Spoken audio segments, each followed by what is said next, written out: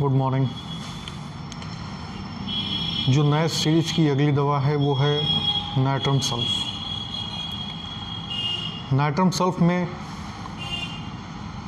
Chronic diarrhoea हो चाहे फिर एक्यूट डायरिया, मरीज जैसे ही सुबह बिस्तर से उठता है और अपना पैर बिस्तर से ज़मीन पर रखता है, तुरंत दौड़कर उसको मोशन के लिए जाना पड़ेगा। बेड से उठेगा, पैर को ज़मीन पर रखेगा, तुरंत उसको मोशन महसूस हो जाता है। इसके साथ एक और दवा है ब्रायोनिया। जो मोशन होगा वो बहुत ही ज़्यादा गैस के साथ होगा। मोशन और गैस दोनों लगभग बराबर मात्रा में रहेंगे। इसमें आपका एलोज भी रहता है जो कि आवाज़ के साथ होता है, और दूसरी दवा है कैलकेरिया फॉस। और कैलकेरिया फॉस बच्चों में बहुत ही ज़्यादा इफ़ेक्टिव रहती है। दिमाग की दिक्कत, सर में चोट लगने के बाद या कोई भी क्रॉनिक इफ़ेक्ट हो जिसमें हिस्ट्री मिले, सर पे किसी चोट या गिरने की वजह से सर में किसी भी तरह की इंजरी हुई और उसके बाद सर दर्द या किसी भी दिमाग की परेशानी हुई, तो नाइट्रम सल्फ सबसे पहले आती है अगर आप कीनोट प्रिस्क्रिप्शन करते हैं तो।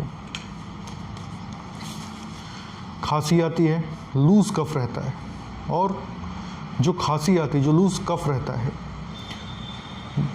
बाएं तरफ लंग्स में नीचे की तरफ लेफ्ट लोअर लंग में बहुत ज़्यादा चुभने जैसा या सोड़ने जैसा दर्द होता है।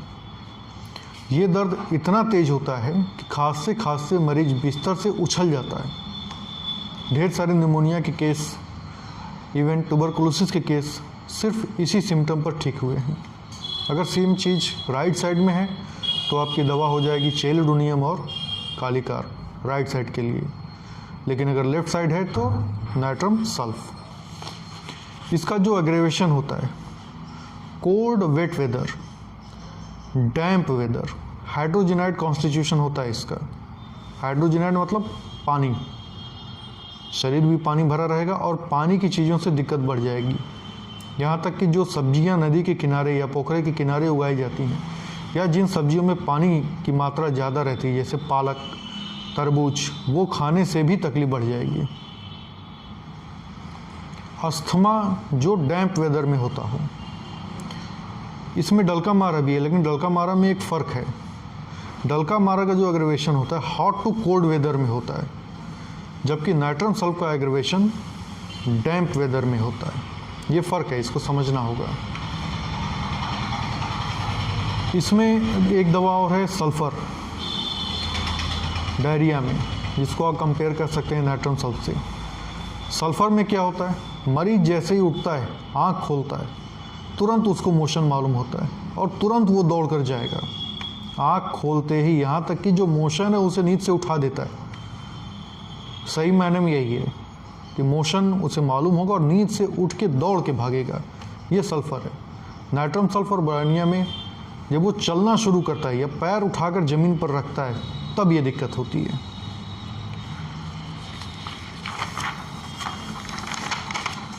जो इसकी खांसी है, इसमें आप ब्रायोनिया से इसका कंपैरिजन कर सकते हैं। नाइट्रम सल्फ में लूज़ कफ होता है और जो दर्द होता है, सोरनेस होता है, वो लेफ़्ट लोअर लंग में होता है, जबकि ब्रायोनिया में एब्सोल्यूट ड्राई कफ होता है और जो सोरनेस होती है वो पूरे लंग्स में होती है, सिर्फ लेफ़्ट लोअर लंग में नहीं होती है। इसी के साथ एक और दवा है नाइट्रम कार्ब। नाइट्रम कार्ब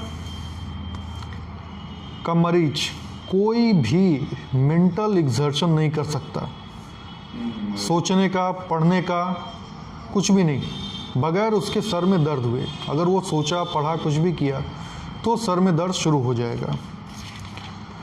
धूप में जाने से या गैस लाइट में काम करने से सर का दर्द बढ़ जाता है।